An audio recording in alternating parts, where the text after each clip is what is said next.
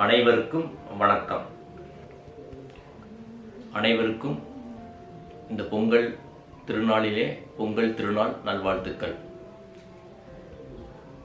அனைவருடைய மனமும் மகிழ்ச்சியிலே, ஆனந்தத்தில், மன அமைதியில், மகிழ்ச்சியோடு இருக்க வேண்டும்.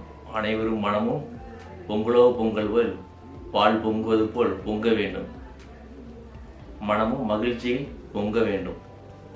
பொங்கலோ பொங்கல், பொங்கலோ பொங்கல், பொங்கலோ பொங்கல். இந்த பொங்கல் திருநாளில்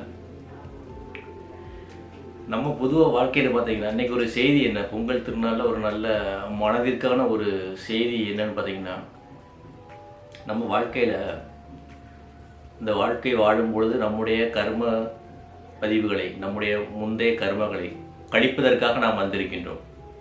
ஆனால் பார்த்தீங்கன்னா கழிக்கிறோமா இல்லையான்னு பார்த்தா அந்த கர்ம வினைகளை நம் பண்ணிய பாவங்களை கழித்தோமான்னு பார்த்தா கழிக்கவில்லை. கழிக்கிறோமே இல்லையோ, பாவம் கழிக்கிறதோ இல்லையோ, கர்மா என்ன அது அதிகமாக நமக்குள்ளே சேர்ந்து கொண்டே இருக்கின்றது. இது எப்படின்னு பார்த்தீங்கன்னா, இப்போ எடுத்துக்காட்டுக்கு நீங்கள் ஒரு செவத்தில் ஒரு இடத்துல பெயிண்ட் அடிக்கிறீங்க, பெயிண்டர் நீங்கள் பெயிண்ட் அடிக்கிறீங்க. எவ்வளோ உங்கள் தலைக்கு மேலே நீங்கள் பெயிண்ட் அடித்தாலும் பெயிண்ட் உங்கள் ட்ரெஸ்ஸில் ஒரு ட்ராப் கூட விழக்கூடாது. விழாமல் கிளியராக ரொம்ப சின்ன சின்ன குறுகலான இடத்துல நீங்கள் பெயிண்ட் அடிக்கிறீங்க. பெயிண்ட் அடிக்கும் போதும் உங்கள் துணியில் உங்கள் மேலேயே ஒரு ட்ராப் கூட இல்லாமல் எந்த அளவுக்கு நீங்கள் அழகாக பெயிண்ட்டும் அழகாக அடிக்கணும், உங்கள் உடம்புல ஒரு ட்ராப்ஸ் கூட அந்த பெயிண்ட் துளியானது படக்கூடாது. அப்படி நீங்கள் அழகாக பெயிண்ட் அடிச்சிங்கன்னா நீங்கள் தான் திறமையான ஆட்கள். அதே போல் நாம் இந்த சமுதாயத்தில் மக்களின் மத்தியில் பல இக்கட்டான ஒரு மனங்களின் மத்தியில் மனம் என்ற ஒரு எல்லைக்குள் நாம் ஆகப்பட்டு கொண்டு நாம் வாழ்ந்து கொண்டிருக்கின்றோம். அப்போ அதில் நாம் சிக்கிக்கொண்டு நம்ம என்ன பண்ணக்கூடாது, மாட்டிக்கொண்டு சிக்கிக்கொண்டு தவிக்கக்கூடாது.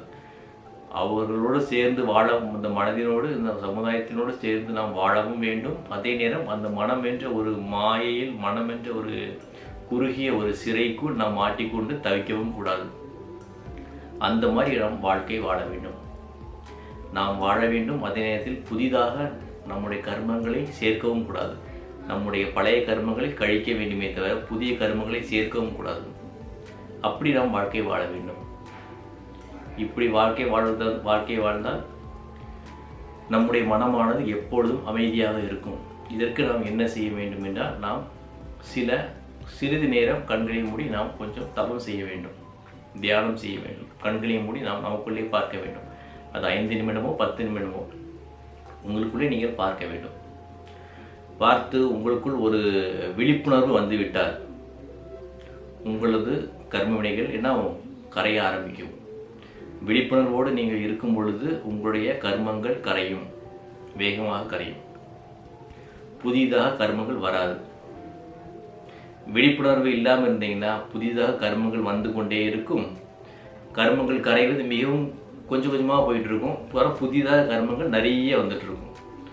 விழிப்புணர்வோடு இருந்தால் புதிய கர்மங்கள் வருவது கிடையாது, அப்படி ஸ்டாப் ஆகிடும். ஆனால் பழைய கர்மம் வேகமாக கரைஞ்சிட்டு இருக்கும். எது உங்கள் வசதி, எது நம்முடைய வசதி, தியானம் செய்து நம்முடைய கர்மாவளை கழிப்பது தான் நமக்கு ஒரே நல்ல விஷயம், நமக்கு தேவையான விஷயமும் கூட. அதனால் விழிப்புணர்வோடு இருந்து நமது தியான பயிற்சிகளை பயின்று கொஞ்சம் விழிப்புணர்வோடு இருந்து நம்முடைய கர்மாக்களை, நம்முடைய பாவங்களை கழிக்க வேண்டும். புதிதாக பாவங்களை சம்பாதிக்கவோ நம்முடைய கர்மங்களை சேர்க்கவும் வேண்டாம். அதற்கு நாம் விழிப்புணர்வு பயிற்சி ஒரு 5 நிமிடம் கண்களை மூடி நாம் அமர்ந்து கற்றுக்கொள்ள வேண்டும். இப்படி ஒவ்வொரு தனி மனிதனும் தினமும் கண்களை மூடி தனக்குள்ளே தான் பார்க்க வேண்டும். பார்த்தால் தான் என்ன நடக்கும், தன்னை பற்றிய ஒரு புரிதல், தன் மனதை பற்றிய ஒரு புரிதல் வரும். அதன் மூலம் மனம் ஆனந்தமாகவும் மகிழ்ச்சியாகவும் அமைதியாகவும் பொங்கல் பொங்குவதை, இந்த பொங்கல் திருநாளிலே பொங்கல் பொங்குவதை போன்று நம்முடைய மனமும் ஆனந்தத்தின் மகிழ்ச்சியில் பொங்கும். அதுதான் முக்கியம். அனைவருக்கும் பொங்கல் திருநாள் நல்வாழ்த்துக்கள். பொங்கலோ பொங்கல், பொங்கலோ பொங்கல், பொங்கலோ பொங்கல். அனைவருக்கும் நன்றி.